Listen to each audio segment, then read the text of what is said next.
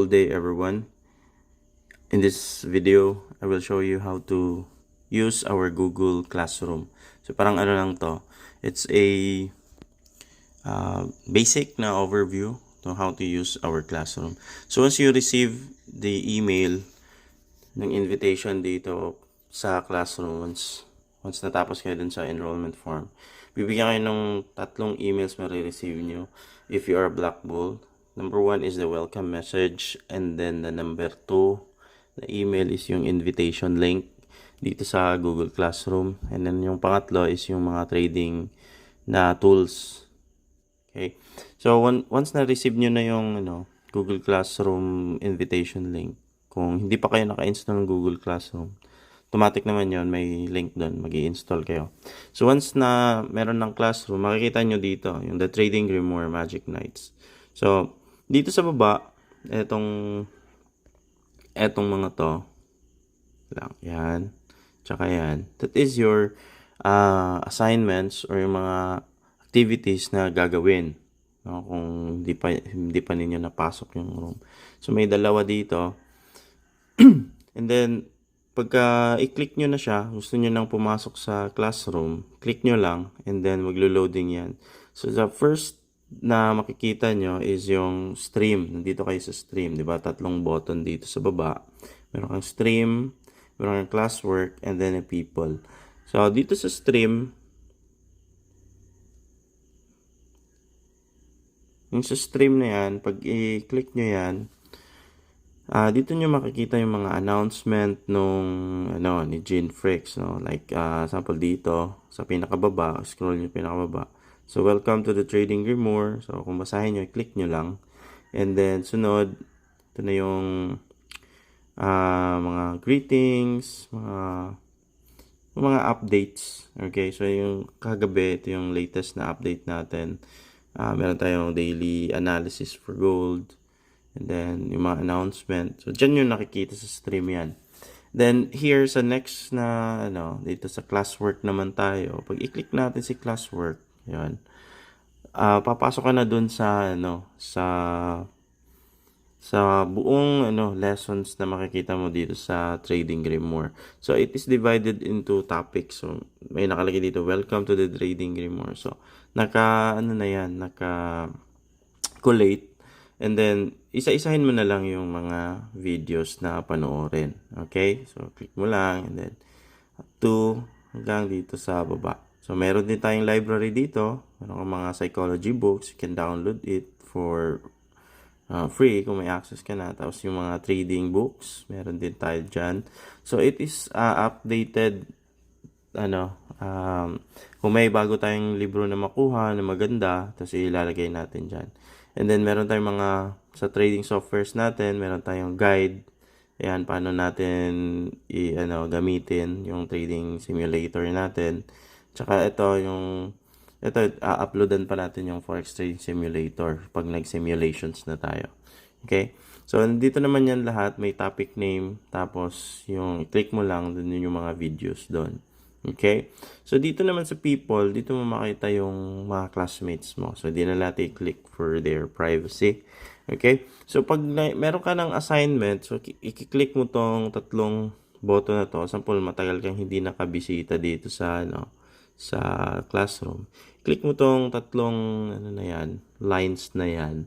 Pag click mo dyan, may lalabas dyan, classes, calendar, notification, to do, tapos yung in-enrolled mong, na classroom. So, for this, for this class, may nakalagay dyan, to do. Okay? So, click natin si to do. Then, makikita mo yung assignment mo. So, kung dito sa missing, ito yung mga hindi mo pa nagagawa, no? So, yung done, ito yung nagawa mo na. Like, example, ito may nagawa na tayo, the Forex Fundamental Assessment. So, nagawa mo na yon. So, this week mo nagawa yon. Last week, wala ka pa. Earlier, wala pa din. So, ito yung done early. So, yung assigned, ito yung mga assignments mo ngayon. No? Hindi mo pa nagagawa yon. Okay? So, makikita mo dyan, no due date, this week, next week, later. So, ito, this week, ito yung ngayon. Ito yung dito, makikita mo yung deadline. Yan, Saturday ng alas 8. Okay? Right. So, pag i-click mo siya, sample dito sa lesson 2 assignment support. Ayun. Makikita mo dito yung assignment mo. Yan. Submission. Share the trading link view of your work. So, may attachment yan. I-click mo lang. Pagka-click mo dyan, makikita mo yung assignment, no? Sample yan. Access a charting trading platform. Set the time frame.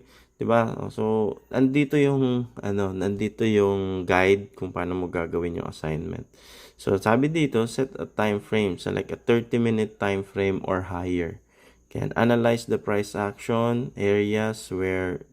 So, basahin mo lang yung tapos meron dyan mga instruction kung anong gagawin mo. Diba? So, sa assignment natin. And then, pagka natapos ka na dyan, sample nabasa mo na yung instruction, punta ka dito sa sample lesson 2. Kita mo tong dito sa baba, meron yang your work, tapos add work, 'di ba? So, every assignment meron yang ganito. So, scroll up mo lang, no? Kung gusto mo may tanong ka, pwede ka naman mag-comment, private comment. So, dito ka mag-comment para hindi makita ng ibang classmate mo yung mga tanong mo kasi private comment yun. Tapos, kung gusto mo nang i-add yung link ng TradingView, dito ka na sa add work. Okay? So, dito, kung sample may picture ka, upload mo. Kung may link ka ng TradingView, dito ka sa insert link. No? Marami ka namang buttons dito. So, kung meron kang file sa drive, sa camera, sa upload photo, upload ng documents, or insert ka ng link, or mag-create ka ng mga Google Docs. Okay? So, doon sa assignment mo, kailangan mo lang ng insert link. So, doon ka sa insert link. Tapos, i-paste mo yung link dyan. And then, once na natapos mo na siya, na meron ka ng link, i-click mo lang yung mark as done. Okay? So, pag hindi mo na-attach, magwa-warning naman yan. No? Hand in your work, no attachment will be submitted. So, dito, for example, yun lang yung natin. So, i-hand in natin. Okay? So, pag na-hand in mo na siya, ayun, assignment handed in. Diba? So, tapos ka na doon sa assignment mo. So, example, may babaguhin ka. So, pag binago mo, click mo lang si unsubmit. Tapos, baguhin mo na yung ginawa mong assignment. Okay? So, pagkatapos mo doon, di ba, meron ka ng na-handed in. So, tingnan mo dito sa done. So, handed in. Meron na. Diba? So, nandun na siya sa done mo. Okay? So, dun yun makikita. So, dito sa 3. Tapos, yung to do. Then mo makikita yung mga assignments mo. Para hindi ka na mawala. Alright? And then, so, balik tayo dun sa loob ng classroom natin. So, dito, sample, nasa ka na. Pagkapasok mo, stream, punta ka dito sa classwork. Huwag mo kalimutan, baka mawala ka. Lagi mo i-click si classwork. And then, dito ka na ngayon. Sample, lesson 1. Yan. Yung mga may block na highlight, yan yung mga assignments. So, lesson 2. Yan. Tapos mo na, diba? So, hindi na siya nag-highlight. So, next is lesson 3. Sample, ito. So, nandiyan yung objective. Basahin mo lang. And then, you click the video. Ayun, mariredirect ka na dun sa video. Okay? So, panoorin mo na. So, lesson 5, ayun.